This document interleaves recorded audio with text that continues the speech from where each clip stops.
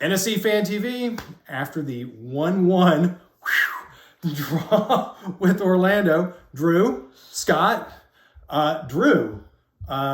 let's not talk. Right now, we're not going to talk about anything that happened in the first minute to the 90th minute. Okay. Let's talk about that set piece that came back. What was that? Well, okay. First off, I had no idea what happened the first time I saw it. Yeah. Thank goodness that we get replays so we can see what happened, and thank goodness they go to look at those. Yes. When they decide it's fit. Yeah, there are a couple that... Sorry, we're not talking about the first 90, but that we'll get to that. Like talking about that 94th minute. But it looked like it was served up. Well, first off, we gave up... Another set piece late in the game. Late in the game in our half. Yeah, against Orlando. Who... That's makings for heartbreak. That's like a glitch in the system. That's what it feels like, man. Yeah, it keeps happening every single time. Hey, you know what? If it keeps happening on that regularity, it's not a glitch. That's a feature. That's what they say. Man, I don't like that. It's built in. It's built in that Orlando's going to take. They're going to have a set piece against us, and they're going to score. Hey, but they didn't. It wasn't going to be one of those Nani puts it down and Pereira takes it really fast ones, which is what they. But reason why was because they were both off. They got sent off right before because they're like, hey, we need an extra minute of stoppage. We need to get our guys in, so do the changes. Hurry. So Pereira came on. Pereira's the manager. That's right. Pereira came in. Pazzo came in, and I think they both replaced Nani and Pereira. Pereira, I think. Yes. And the kick sailed high and rattled the bottom of the goal, came out, and then it looks like what looks like called it back was that DK collided with Johnston on the line as Johnston was trying to clear it. And the thing about it is, DK didn't even make contact with the ball. DK did not make contact with the ball. Johnston did neither. Nobody did in that collision. He just absolutely rammed into his backside. And it looked like that the result of that collision then pushed the ball over for their I can't remember who it was for them who then hit it into the goal. Remember. But it looked like because it was Pereira. It was Pereira? It was Pereira, okay. I think it was Pereira. I think you're right. It was Pereira. It was Pereira. And so it looked like because of the result of that collision, the ball got pushed wide, and then then Pereira just So VAR saves us. VAR saved us, but VAR didn't do us any favors before that. Yeah. If we can go back into the back into the regular time. Well, maybe we'll pause again and just say the fact that we're giving up again. It's with Orlando. This is just the thing that's happened every game with them, that we've given up a set piece really late in the game and they nail us. And I've got one of these future thoughts kind of worries where it's like, look, we're going to meet them. Are we going to meet them in the playoffs? I mean, and are they going to knock us out with one of these fucking things? Is that what's going to happen? And the fact they got a point means, I think at this point, I'm not sure if they mathematically are going. I have to look at the table again. I think maybe they clinched with a point. I think they did clinch with the point. I'm pretty sure. But there's also the possibility that if Philly wins, we drop to third, and we might have to play Orlando. And we play them first, right? Yeah, we might have to play them first. I think it might be Orlando or Atlanta. But yeah, this is all. We still don't know what happens in the Philly-Cincinnati game. This is assuming that Philly blows them out. Which, given how Philly's been playing, and given how Cincinnati's been playing, I would say it's more than likely. I don't know. I'm not saying bet on anything. Well, you know what? I'm not going to bet on them blowing them out. I'm just going to bet on them winning. I'm just going to bet on them winning. Yeah. And so that would put us in third. Okay, so we talked about the most important part of the game, which was the part that was effectively the last bit of the game. The fact that we came out with a point still at the end of that, which, to be fair, right? They got a goal in the first 20. Yeah, I think that was the 17th minute, maybe. DK 18 minutes. Yeah, 18. So I wasn't too far off, but yeah, I saw DK hanging around in the back there. And the thing about Orlando, I guess I'll open with. Yeah. And this is my worry. A lot of teams in MLS that we're playing against in this Eastern sort of division is, you've got sometimes maybe 4. You've got a few threats, you know what I mean? Yeah. But you look at Orlando and you've just got 3 absolute killers in the front. Yeah. You got Nani, you got DK. You've got Pereira. And then you've got... Not Pereira, Pereira. Right, it's Uruguayan. Yeah. And then, but then you also have other support players that really put us under threat, and in some ways are bad matchups for us. So Muller on the outside and Urso in the middle. Urso is... So I just don't think that we had a midfield response to Urso. I think that Godoy was able to go shoulder to shoulder with him a couple times, but I thought that he as a kind of defensive midfielder who was often kind of coming out of 6 and playing up to 8. He was regularly putting us into trouble. I was, and I've been harping on him before, but I was regularly disappointed with Godoy's play this game. I thought this was not his game. I thought he had an okay game. I was critical at first. I started coming around, but this game, this was not his game. So I thought he had some good distribution, and again, I think that Junior Urso was maybe the one of the most physical midfielders we've had to face. And I don't think that I saw any clashes between him and Anunga. Godoy, I thought, held his own, but that's not what we need. Well, Anunga to play with him. Anunga also came on later for Moyle because Moyle started. So it was in that. Let's talk about. I guess let's. What was he doing? What was he doing? Let's back up to Moyle. Yeah, let's back up. Well, let's back up to formation, right, and then let's talk about Moyle because. Okay. Right, I think it was standard in the back. I don't have really anything to say about the back besides Zimmerman. But standard stuff about Zimmerman. Standard stuff. Just say your standard stuff. Standard stuff. What is he doing in the box? In their box? It's a lot of time forward, hanging out. And when things don't go his way, he's sitting there waving, and I'm like, when Zimmerman runs up forward, who has to be marking Daryl DK, but Godoy. So nothing against. But Anibal Godoy's capacity to play defense, but that is a mismatch. Well, I think it maybe is a knock against his defense, but he was playing in the 6 role. Really, yeah, he's playing in the 6. He should be able to cover for that. He should be able to cover, but it shouldn't be for like 3 minutes. But we had just talked about last time we were speaking that if there's people thinking in terms of defensive midfielders, we've got Moyle, we've got Godoy, we've got Anunga, we've got. Our captain, Jackson McCurdy, which he hasn't. We haven't seen a lot of him, and he needs to not get hurt in practice. He's hurt right now, but Moyle was the other candidate, and we got to see him. And we got to see him play in the midfield. We got to see him start, play in the center of the midfield as a center holding, and he held well. There were a lot of times where it looked like he and Leal were kind of doing some exchange. And Leal was coming back and kind of playing in that sort of 8 spot. And then you had Zimmerman kind of coming up, and you had...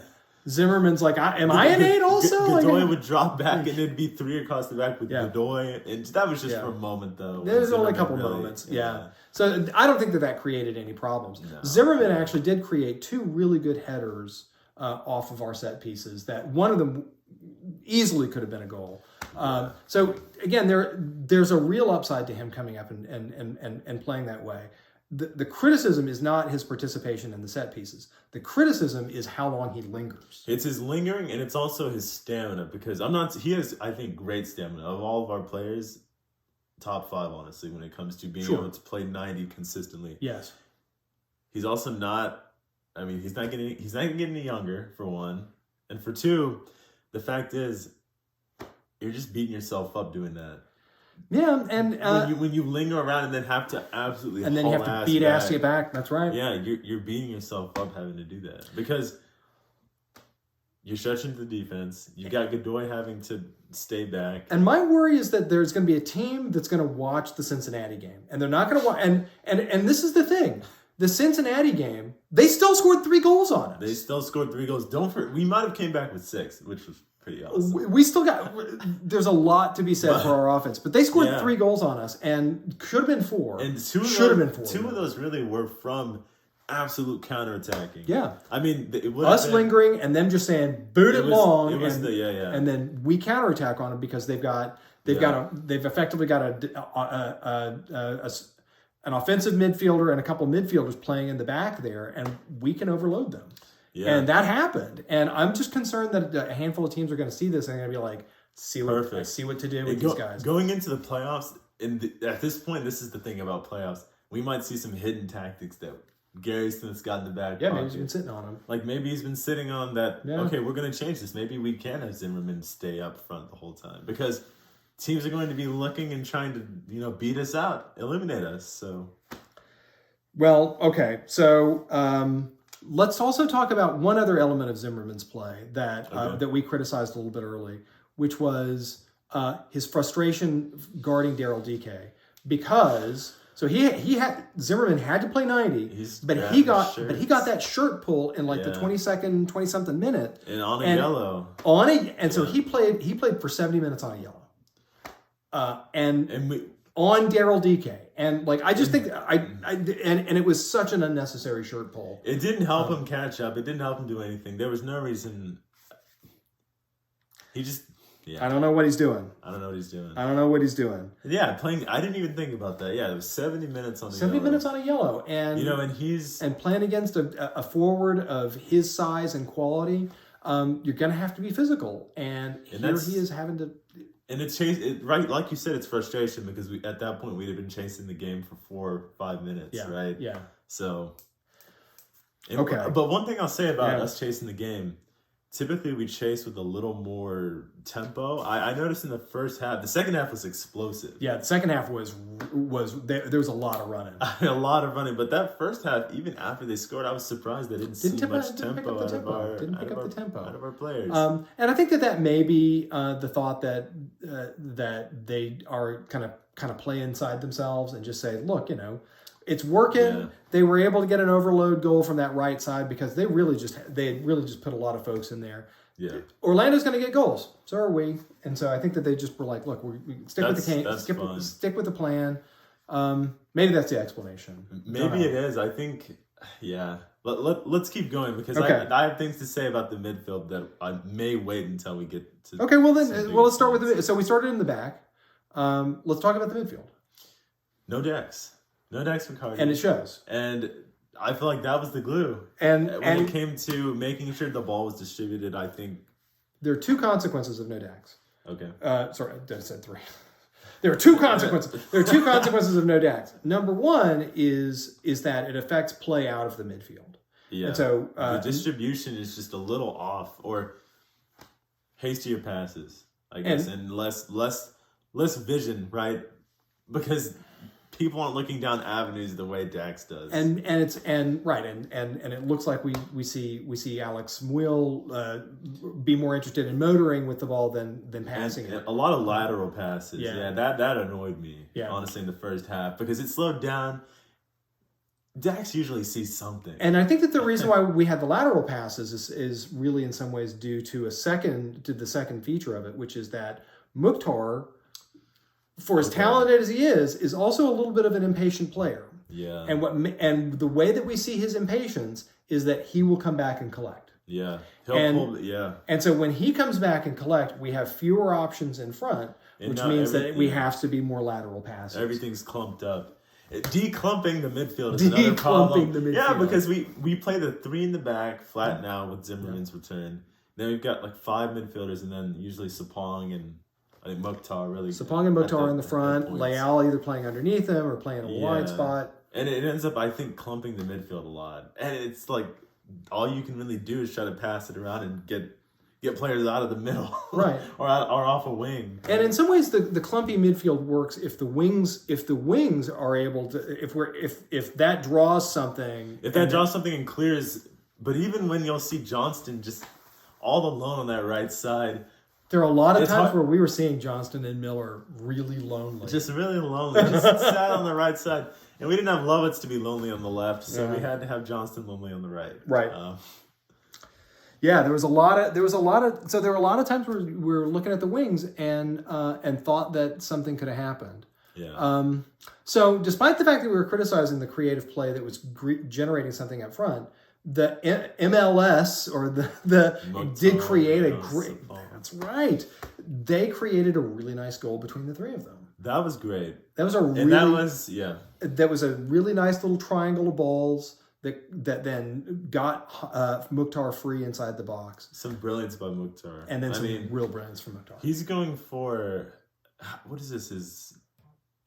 How many goals is this for him? I don't know how many goals we've got. So we'll have to come back to this. We'll have to come back to this. It's a lot of goals and a lot of assists for him. It's a great season for him. And again, he's just such a high-quality player. And it's clear that he's got the right chemistry. Those three have got the right chemistry. It's a super starting three for the front. Yeah.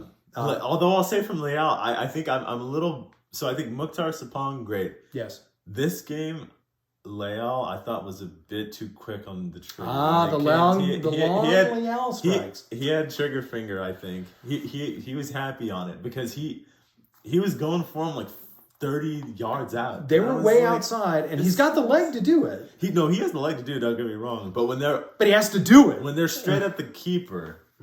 I mean, the first one I thought was the worst because he had options. The second two I thought were fair because, for one, the keeper couldn't even get gloves on it hardly. Right.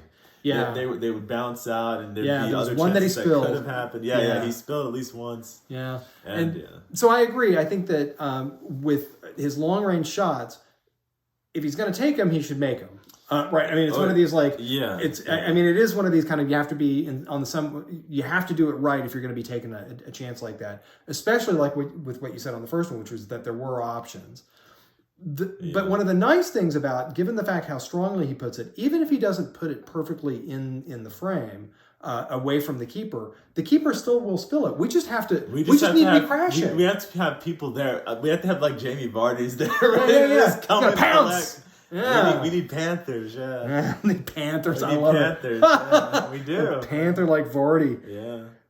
Well, so we had another one that you wanted to talk about, which was Miller. So I think that Miller had a good game. I think that he was consistently playing well on the outside. He was disruptive of a lot of their stuff. I think that the one criticism, and I think that I'll let you take the lead with it. The one criticism was his play on offense. His punt. What was he doing there? If you're there and you're gonna shoot. Then I need you to generate some force, or consider holding it up for just a second, or try to get a corner out of it or something, because it was straight at the keeper, no pace, and don't forget the other one. Don't forget the other one where he was taking the ball across the top of the penalty box, got bumped and went down in the heap. Which everyone was like, "What?" He was so ready to take a shot, and then he just got bumped, and then he was. I'm not used to this. And then there was that chance where I think Mukhtar crossed it in, and then he couldn't get on it though. He wasn't on his bike. That's right. That was fair. That one I think was actually on frame because it ended up being a corner kick. That was actually on frame and got deflected outside. And Miller was like, "Had I been running on, that would have been awesome." But who can anticipate a ball that was on frame? Actually, you're right about that. It was deflected. But he was getting. I think that he was a little bit hard on himself, and I think that even the commentators were a little bit hard on him. We're like, "Yeah, he's really kicking himself for this. He really could have had a chance." He was tired at that point too. When you're tired and you have to just get on your bike that quickly, it's not that easy. So there's one other funny thing that we saw that we had in the notes that we wanted to talk about, which was Alistair Johnston's restart from a seated position. Oh yeah, he was down. He had to get cheeky because it was Orlando. They like to take things fast. Yeah, they like to take things fast. Like, we can do a throw while I'm sitting. Yeah. I don't know if that's a foul. Was that a foul throw? I thought it was both feet. You have to have both feet have to be with the maybe both feet. Like, can you have both feet in your butt? You're not supposed to have one. Like, you're not supposed to be able to lean into it. Is the idea with 2 feet? But so I thought that was hilarious. 2 feet in your butt seems fine. If both feet are on the ground. Both feet are on the ground, then start in. So I'm going to take one last look at our list here. So Leal's long range shots, Johnson's throw in, another set piece, Miller going for goal, Mukhtar's goal, we were going to complain about VAR. Let's complain about them not getting the penalty for Mukhtar in the first half. Let's close with the long rant about VAR. That was clearly a penalty. That was clearly a penalty. That was a foul. He got his heel chopped, and then when knee collects into the ball, the ball's rolling forward, and he gets fouled. He got on it first. Yeah, he touched the ball first. He got on it first. That was another thing. So he got on it first, got chopped in the ankle, I think, and then got a knee to like his shin or something like that. And then he goes down because he's getting fouled. Because he's getting jumped on. So should have been a penalty. That was a clear and obvious error. And they didn't stop. They didn't even stop things. They didn't even look at it. They didn't even look at it. But the idea is that it has to be a clear and obvious error. I'm not sure if Zimmerman got in his ear about that or anything. But So I don't think that our captain did captain-y things. I think he should have. But maybe as a defender, he's like, you know what? Well, I'm not going to make cases for penalties and maybe for the best, because only about 4 or 5 minutes later, Junior Urso kind of got manhandled in our penalty area, and if they were gonna let soft penalties go, or if they're gonna let soft penalties go, they should have definitely let the Urso foul go also. I'll put it this way: I think that on us, that was just a penalty. That would have been a soft pen on Urso. I agree with you. I think that they were different. I think they were different. I think they were different fouls. You're right. I think there's more than just a difference in degree. I think it's like this is maybe they were difference in kind. Yeah, okay. that was a whole other ballpark. I'll agree with you. And Mukhtar's getting beat up on, Well, this is a complaint that we've had for so long. Is that guy is a foul sponge, isn't he? He's getting beat up on. Part of it's the way he dribbles sometimes, but also, he tries to take on more than he can chew sometimes. Yeah. It ends up working out, given how many chances he creates for himself. He's usually at speed, and so generally, if you disrupt somebody at speed, they're going to get go shot. Down Yeah. I think that the other thing is that because there are a lot of times. I mean, I don't know how many other NSC fans out there. When you see Hani Mukhtar laying in the dirt, holding his ankle or holding his knee, you're like, "Is this the time? Is this the time?" Whenever you see the transformational player for our offense no longer able to play for us, and